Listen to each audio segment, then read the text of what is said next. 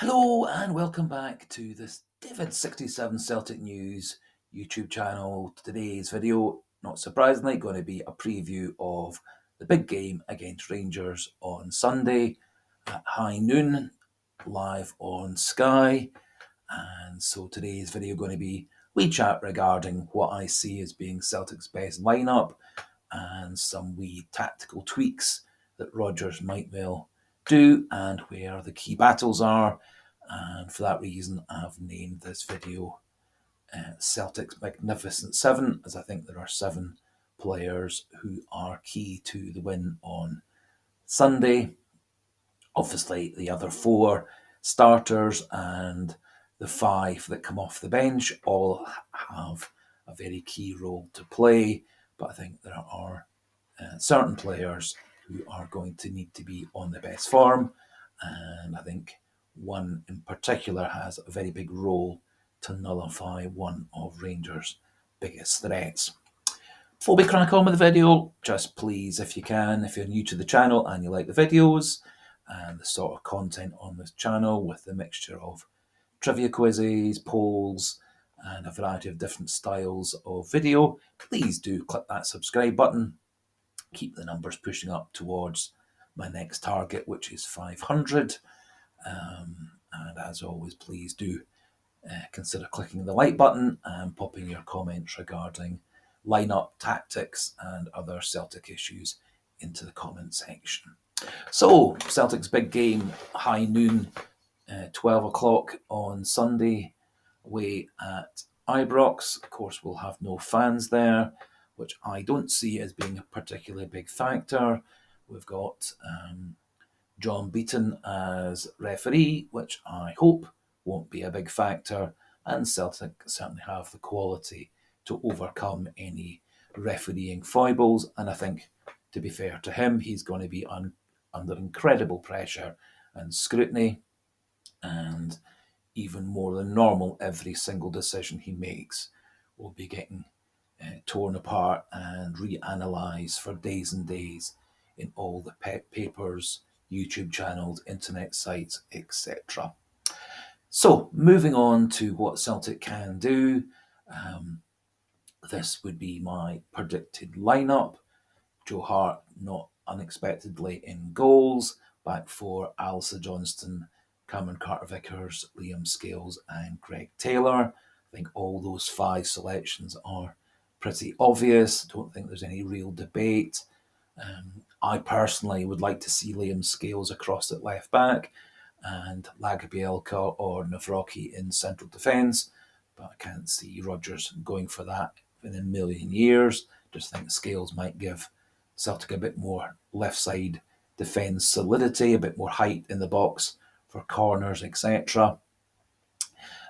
But I think Rodgers will stick to his preferred Scales left centre back and Taylor at left back, and I hope that Greg Taylor has one of his good days where his tackling, position sense, and passing are all on good form, rather than one of his dodgy games, as was the case last time we played Rangers, where happily we got away with a 2-1 win, and despite the fact that Taylor was very often caught out by McCausland and Tavernier, etc., we managed to hold on and defend elsewhere well enough to keep Rangers down to that one direct free kick goal from Tavernier. Moving into midfield, I think Cal McGregor is expected to be back into the team and so would come back straight away. Rio Hatate played very, very well against Livingston, and I think he's going to be starting alongside McGregor. I think those two will play a wee bit deeper, with one staying deep and the other moving forward to support O'Reilly and the front 3, and I think alternating which one stays back and which one goes forward. I think McGregor, as usual, can have a very big role in coordinating and restarting play, but we also have obviously Hatate, who is equally good at that, and so I think that will give Rangers further midfield headaches, as not knowing which one to be marking and trying to swamp, as they have done off and on, successfully and unsuccessfully, in the 2 games so far this season. Matt O'Reilly will be playing alongside those two in a more advanced role, with the hope that O'Reilly can produce killer balls into the box for Kyogo and release Maeda and the right-sided wide player also. And obviously O'Reilly getting into the box to shoot, score, head, etc., which may be an important factor. Also, I can easily see O'Reilly dropping back into a more conventional, deeper midfield role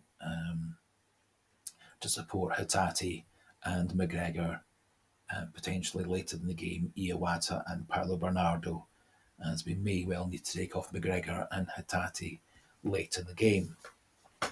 Out wide on the right, I'm going to go for Nicholas Kuhn, just because he has come into really good form. He is showing good signs of being able to produce that good final pass and cross into the box. He is also quite good at cutting into the box to shoot and score, such as his goal against Aberdeen earlier on in his Celtic career, and most recently against St Johnstone in the 3-1 win. The other option that Rodgers may go for instead out wide on the right is Yang, who obviously has more pace and is better tracking back to support the fullback on the right. That would be another good option. Yang, of course, now has been confirmed as not being eligible for the South Korean Olympic squad, which means he should be available for Celtic throughout April. And I think Yang would be and will be a very good player coming off the bench on Sunday, as I suspect that Rodgers will go for Kuhn just for that greater creativity. And the potential would then be bringing on Yang, maybe with 20-30 minutes to go, where his extra pace against tiring Rangers defenders may create more going down that right side in a creative sense, but also with Yang being able to track back well. On the left, I think the only choice Celtic really have is Dyson Maeda. Dyson Maeda can be, as was the case in the previous Rangers Celtic match, the one in January 23, which ended 2-2. Maeda overpowered Tavernier, intercepting the pass, and went on to score the first goal that day. Maeda, obviously, tremendous at tracking back, which will nullify Tavernier coming forward. I think one of the key Celtic has to manage on Sunday is keeping Tavernier and Yilmaz or Barisic back deep, keep them under pressure in their defensive third, prevent those two getting forward. And Maeda is the perfect player for keeping Tavernier busy in defence, which of course is Tavernier's weakest point. Also, Maeda's greater pace will exploit any space behind Tavernier if Tavernier does venture further forward. And I can see the Tavernier against Maeda battle being a very key matter. And through the middle, I think against Celtic's obvious choice is Kyogo. I can easily see the wide players, the midfielders, O'Reilly, McGregor, Hatate, and the fullbacks, all exploiting the slowness of Goldson and Suter in central defence for Rangers, putting the ball in behind him, allowing Kyogo to run onto them, playing on the last shoulder. And Kyogo has an excellent record against Rangers, scored the winning goal in both the games so far this season, and I think Kyogo will be the key, and hopefully he's got his scoring boots on Sunday to get us a win, or at the very least a draw. So I was talking about the Magnificent Seven. I think number one of the Magnificent Seven is Joe Hart. Joe Hart has to have one of his good days in goals, make saves, command the defence, get his defence organised, be confident coming for balls at corners, direct free kicks. None of his stupid defensive lapses where he's nearly intercepted. And of course, Hart is very much a key in the sweeper keeper role of keeping Celtic on the attack, and also his quick distribution at by kicks and throwouts also will be key. In central defence, I think we need to have Cameron Carter-Vickers on one of his best days.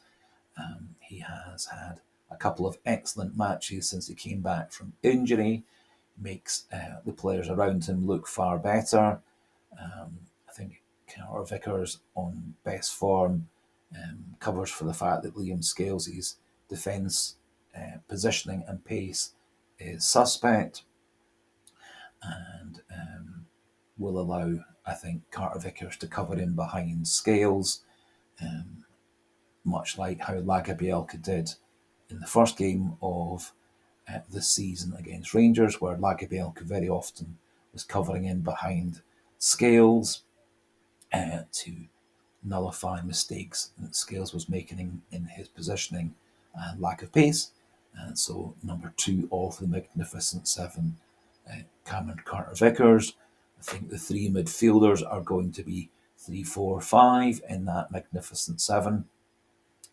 I think Hatate and McGregor will take control of the midfield, working as sort of quarterbacks, restarting the play, and as I said, alternating which one stays deeper, which one goes forward, and alternating being the one that restarts the play and mops things up in the defensive midfield sector in front of the back four. Kyogo through the middle, obviously number 6 of the Magnificent Seven. We need him to take his chances. We need him to keep Goldson and Suter busy, which then may allow space for Maeda, Kuhn, O'Reilly to go in behind and also score chances. And as I was saying a wee bit earlier on, the 7th of the Magnificent Seven is Daizen Maeda. Magnificent Seven, of course, was a Western film for those older viewers, but before that had been the Seven Samurai, and I think Celtic do require 3 samurai on the pitch with Kyogo, Maeda, and Hatate. Maeda, I think, will be, as I said, very key to keeping Tavernier where Tavernier is at his worst, stopping Tavernier getting forward into midfield and out wide as a creator, and hopefully John Beaton and the Celtic defence can ensure that there are no direct free kicks or penalty kicks for Tavernier to convert.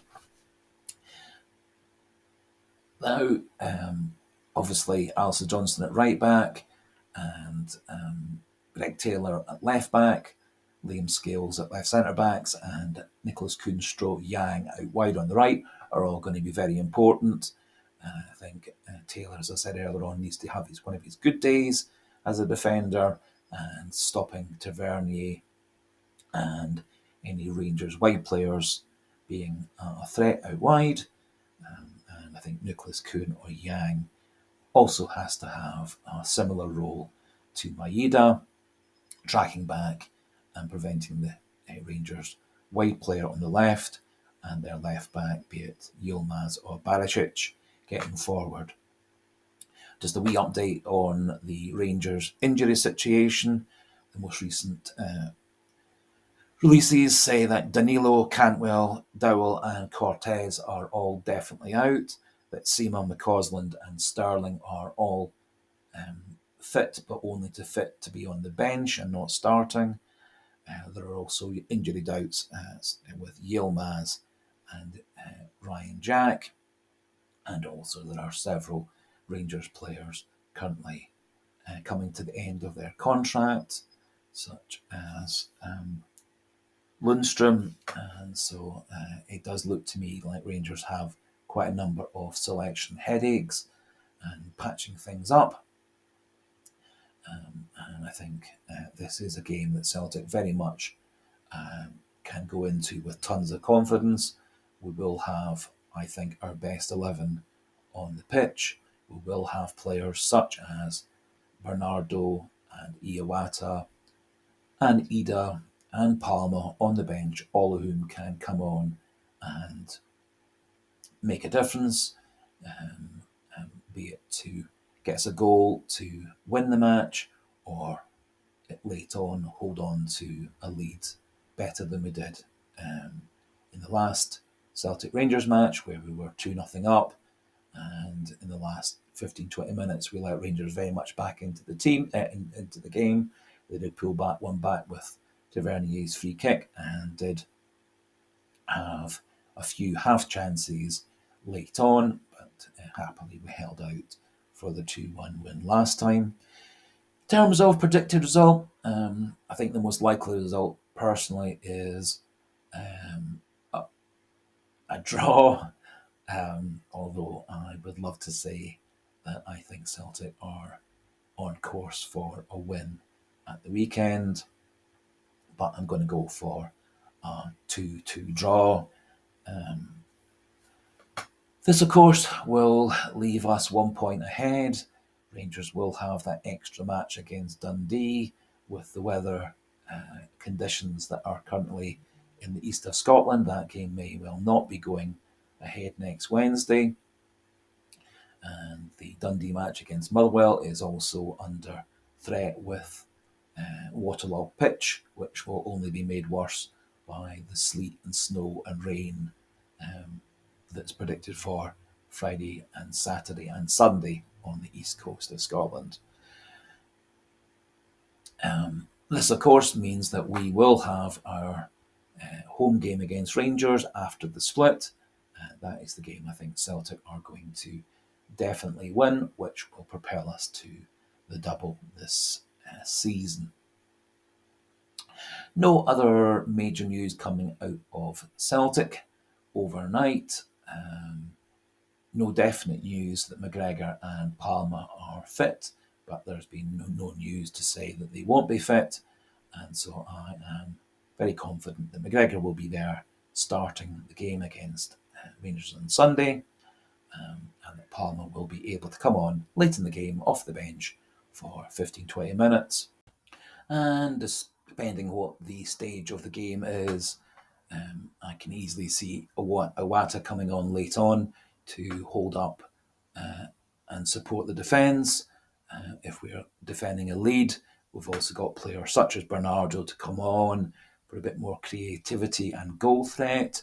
If McGregor or Hatate tires, we have got the ability to throw on Ida if we need a change of style up front. Again, that may well be a good option if we were trying to hold on to a lead late in the game. Other options would be moving Maeda in centrally and having Palma and Yang on out wide late in the game. So I think Celtic do have a lot of options coming off the bench to either hold on to a lead late on or to get a goal to secure the win or to get us back drawing. And so I think the omens and future and chances are all good for the game on Sunday. Dependent on any major news coming out of Celtic's press conferences today and any late injury news tomorrow morning, I will potentially do another video tomorrow morning early on, or may leave just things until the post-match reaction video on Sunday/Monday. So thanks for listening. Thanks for watching today. If you have enjoyed the video, please do click that subscribe button and the like button. And as always, do feel free to pop your comments regarding the lineup, the tactics, etc. for the game on Saturday, and we can start a nice, polite, friendly, intelligent conversation, debate, discussion on the channel. So, for today, goodbye, good luck Celtic on Sunday, and hail, hail!